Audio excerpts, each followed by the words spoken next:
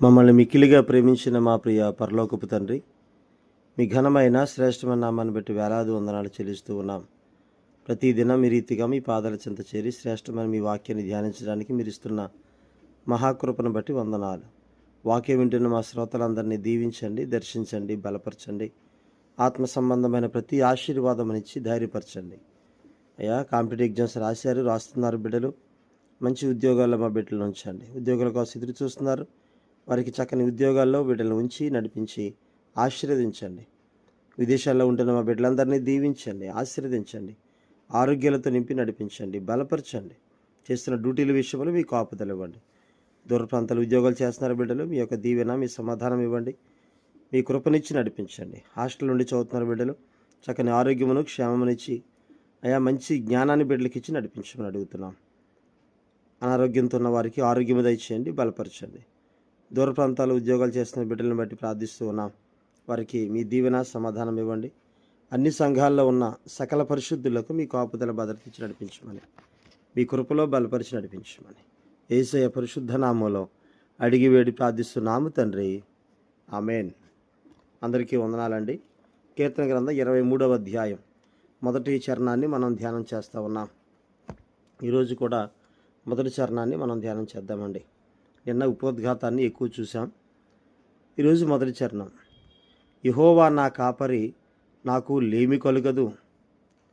ఆయనే మన కాపరి. నిన్నటి దినంలో ఉపోద్ఘాతములో అలాగే కొన్ని విషయాలు కాపరి గురించి మనం చూసాం. ఈరోజు ఆయన మన కాపరి అనే విషయాన్ని మనం ఇక్కడ నేర్చుకుంటూ ఉన్నాం. ఆయన ఎటువంటి కాపరో మనం ఒకసారి జాగ్రత్తగా గమనిస్తే, యెహోవా నా కాపరి అని చెప్పిన విషయాల్లో యేసుక్రీస్తు వారు కూడా ఆయన గొర్రెలకు నేను మంచి కాపరిని అంటారు. ఆయన యోహాను సువార్త 10వ అధ్యాయంలో 11వ వచనం ఆ మాట చూస్తామండి. నేను గొర్రెలకు మంచి కాపరిని, మంచి కాపరి గొర్రెల కొరకు తన ప్రాణము పెట్టును. ఆయన మంచి కాపరిని ఎలా చెప్తున్నాం అని అంటే, ఆయన తన గొర్రెల కోసం ప్రాణం పెట్టేశాడు. 14-15 వచనాలండి. ఇదే యోహాను సువార్త 10వ అధ్యాయంలో 14-15. నేను గొర్రెల మంచి కాపరిని, తండ్రి నన్ను ఎలాగున ఎరుగునో, నేను తండ్రిని ఎలాగూ ఎరుగుదునో అలాగే నేను నా గొర్రెలను ఎరుగుదును. నా గొర్రెలు నన్ను ఎరుగును, మరియు గొర్రెల కొరకు నా ప్రాణము పెట్టుచున్నాను. మన కొరకు ప్రాణం పెట్టిన ప్రభువైన క్రీస్తు వారు అంతకన్నా మంచి కాపరి ఎక్కడ ఉంటారండి? మన కొరకు మనం ఎక్కాల్సిన సిలువ ఆయన ఎక్కారు, మనం పొందాల్సిన దెబ్బలు ఆయన పొందారు, మనం పొందాల్సిన సిలువ మరణం ఆయన మనకి బదులుగా ఆయన సిలువను ఎక్కారు గనుక, గొర్రెల కోసం నా ప్రాణం పెడుతున్నాను గనుక నేను మంచి కాపరిని అంటున్నాడు ఆయన.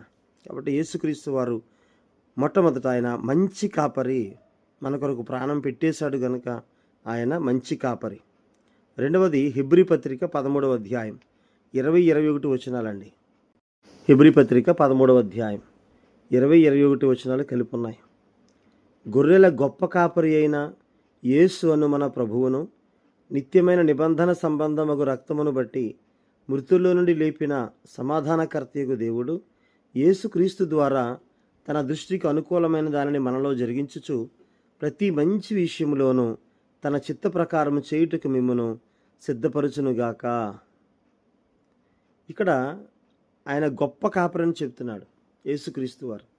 ఎందుకంత గొప్ప కాపరి, గొర్రెల కాపరి అని అంటే, నిత్యమైన నిబంధన సంబంధమగు రక్తాన్ని బట్టి, అంటే సిలువలో ఆయన పొందిన ఆ మరణాన్ని బట్టి, ఆయన కార్చిన రక్తాన్ని బట్టి, మృతుల్లో నుండి లేపిన సమాధానకర్తయగు దేవుడు యేసుక్రీస్తు ద్వారా తన దృష్టికి, అంటే తండ్రి దృష్టికి అనుకూలమైన దానిని మనలో జరిగించడానికి, ప్రతి మంచి విషయంలో దేవుడు తన చిత్త ప్రకారం చేయడానికి, మనం ఏదైనా మంచి పని చేసేటప్పుడు ఆ మంచి పని చేస్తూ ఉంటే వెంటనే ఆయన ఆమేన్ అంటాడు.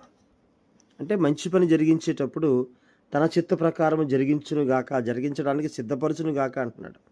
అంటే మనం ఏ మంచి పని చేసినా, ఉదాహరణకి ప్రార్థన చేస్తున్నాం అనుకోండి, ఇది దేవుని చిత్తమేనా అని అడగక్కర్లే. ప్రార్థన మంచిది కనుక ఆ మంచి విషయంలో దేవుడు సంతోషిస్తాడు.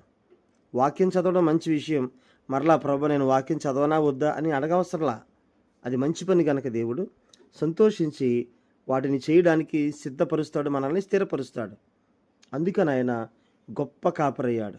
అంటే మన మన మన విషయాల్లో ప్రతి మంచి విషయంలో మనల్ని ఆయన సిద్ధపరిచే, స్థిరపరిచే గొప్ప కాపరి. ఒకటి మంచి కాపరిని నేర్చుకున్నాం. రెండవది ఆయన గొప్ప కాపరి. ఇక మూడవది పేతురు మొదటి పత్రిక 5వ అధ్యాయం 4వ వచనం అండి. పేతురు మొదటి పత్రిక 5వ అధ్యాయం 4వ వచనం. ప్రధాన కాపరి ప్రత్యక్షమైనప్పుడు మీరు వాడబారని మహిమ కిరీటం పొందుదురు. ఇక్కడ మూడవదిగా ఆయన్ని మనం చూస్తున్నాం. ప్రధాన కాపరి, ప్రధానమైన కాపరి. ఆయన మంచి కాపరి, మన కొరకు ప్రాణం పెట్టేశాడు గనుక గొప్ప కాపరి. ప్రతి మంచిని మన మన జీవితాల్లో ఆయన జరిగించడానికి స్థిరపరుస్తాడు. మూడవదిగా ప్రధాన కాపరి. ఆ ప్రధాన కాపరి ప్రత్యక్షమైనప్పుడు మనకి వాడబారని మహిమ కిరీటాన్ని సిద్ధం చేస్తాడంటండి. అందుకని ఆయన ప్రధాన కాపరి.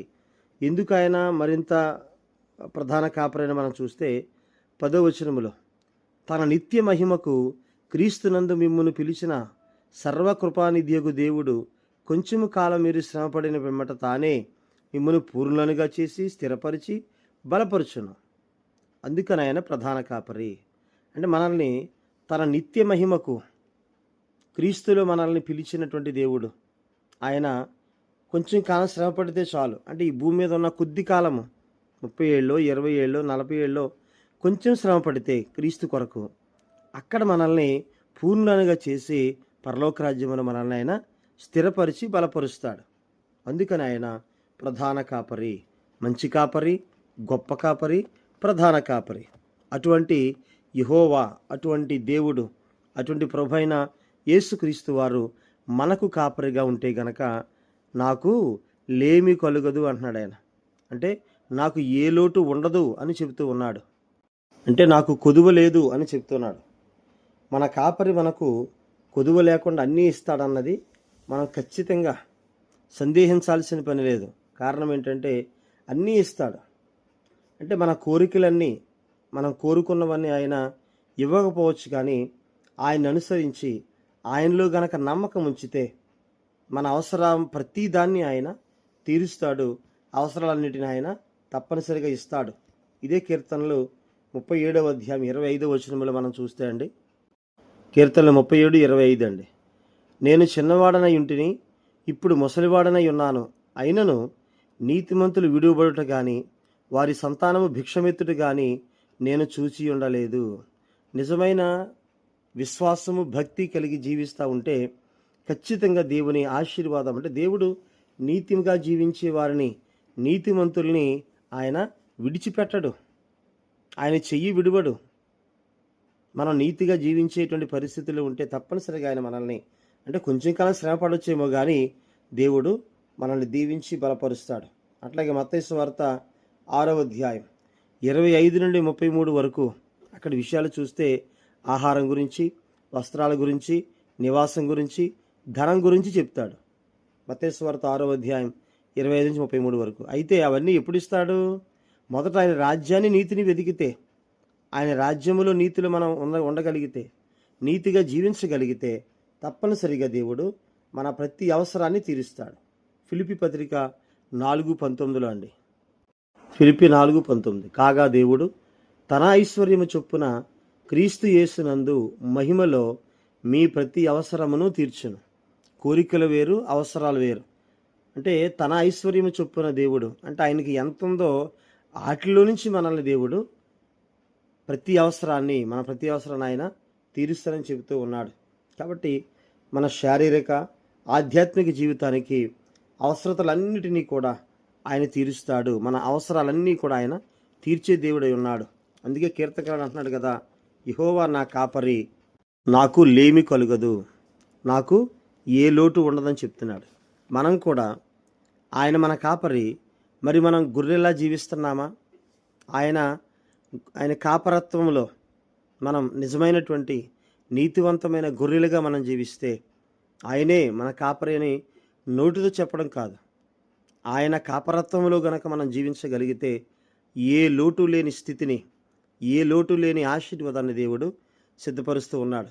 ఎలా ఆశీర్వదిస్తాడో, ఎలా మనల్ని ఆయన లోటు లేకుండా చూస్తాడనేది తరువాత వచనాల్లో మనం తర్వాత చూస్తాం. అంతవరకు దేవుని కాపుదల మనలను నడిపించి దీవించునుగాక. ఆమేన్. అందరికీ వందనాలండి.